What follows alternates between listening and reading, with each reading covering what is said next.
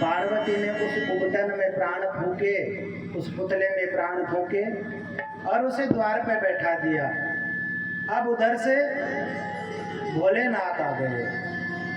अब छोटे से गोबर गणेश ने भगवान को रोकने का प्रयास किया। भोलेनाथ को कहा आप अंदर नहीं जा सकते। भोलेनाथ ने कहा अरे मेरा घर है और मैं ही अंदर नहीं जा सकता, ऐसी क्या बात है, तुम कौन हो। अब गोबर गणेश बोलते हैं कि मैं कोई भी हूँ, उससे आपको क्या लेना देना है, क्योंकि उन्होंने भी कभी शिव जी को नहीं देखा था। तो दोनों में झगड़ा होने लग गया। वो बोलते हैं मुझे अंदर जाना है और गणेश जी बोलते हैं कि आपको अंदर नहीं जाने दूंगा महाराज। ऐसे करते करते दोनों में झगड़ा होने लगा, बात बढ़ गई। तो भोलेनाथ को इस बात पे गुस्सा आया और उन्होंने अपना त्रिशूल लेकर के उस गोबर गणेश का सिर धड़ से अलग कर दिया।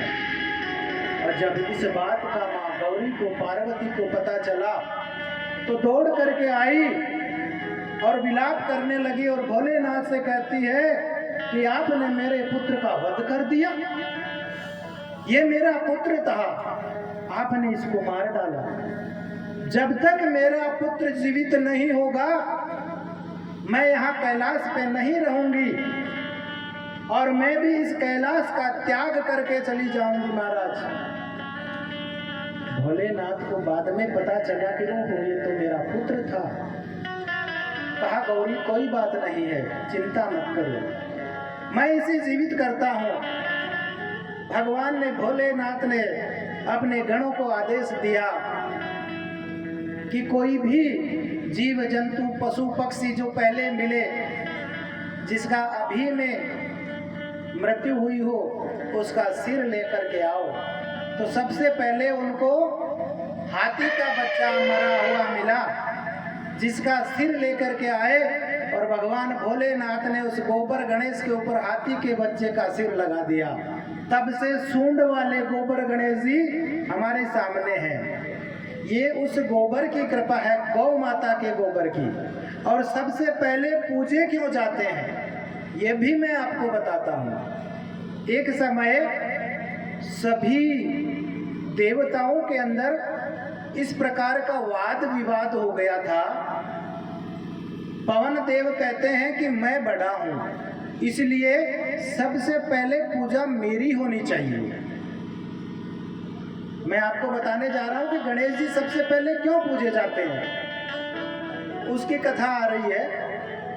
तो पवन देव कहते हैं कि सबसे पहले मुझे पूजो, क्योंकि मैं व्यक्ति के अंदर प्रवेश करता हूँ वायु द्वारा तो व्यक्ति जीवित रहता है, और अगर मैं निकल जाऊं तो आदमी मर जाएगा। और मुझे अगर क्रोध आ जाए तो मैं तूफान बन करके सभी को तहस नहस कर सकता हूँ, दोनों कार्य कर सकता हूँ मैं।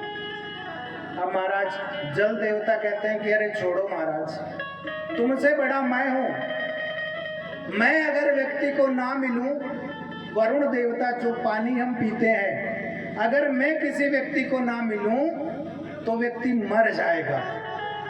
और रही बात प्रलय लाने की, तो अगर मैं सुनामी या तूफान बनकर मैं भी लौटूं तो मैं भी सब कुछ तहस नहस कर सकता हूँ।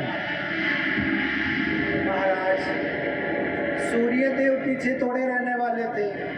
सूर्य देव ने कहा रुक जाओ, तुम सबसे बड़ा अभी मैं बैठा हूँ, मैं व्यक्ति को जीवन देता हूँ, और अगर थोड़ी सी अपनी किरणें ना निकालूं तो लोग ठंडी के मारे मर जाएंगे।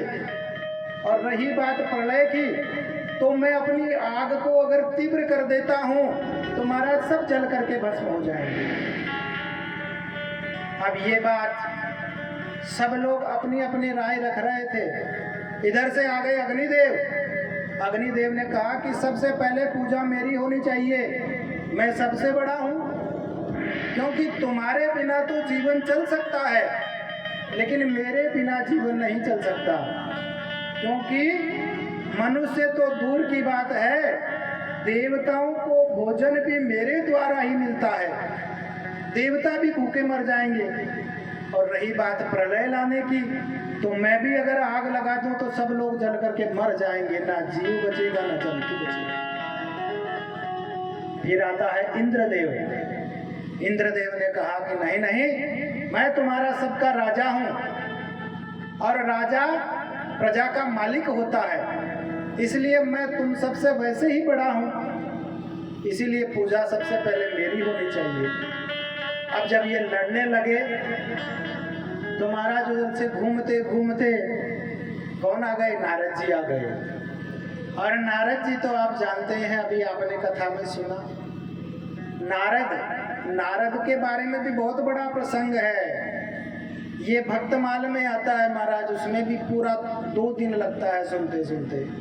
तो नारद कोई साधारण व्यक्ति नहीं है, इनको भी हम लोग मजाक में कह देते हैं कि पक्का नारद है। यानी इधर उधर की बात लगाने वाले को हम लोग मजाक में कहते हैं कि पक्का नारद है, लेकिन नारद कोई साधारण व्यक्तित्व नहीं है। नारद जी ब्रह्मा जी के पुत्र है, मानस पुत्र हैं उनके, और उनका नारद नाम इसीलिए पड़ा कि उनकी बात को कभी रद्द नहीं किया जा सकता। ना देवता रद्द कर सकते, न राक्षस रद्द कर सकते, न मनुष्य। इसीलिए उनका नाम नारद पड़ा। और उन्होंने जो भी कार्य किया, जनता जनार्दन देवताओं की भलाई के लिए कार्य किया। तो उन्होंने कहा लड़ो मत, चलो मेरे साथ, तुम्हारी न्याय करवाने के लिए चलता हूं। सब लोग इकट्ठा होकर के भगवान भोलेनाथ के पास पहुंच जाते हैं, कैलाश पर।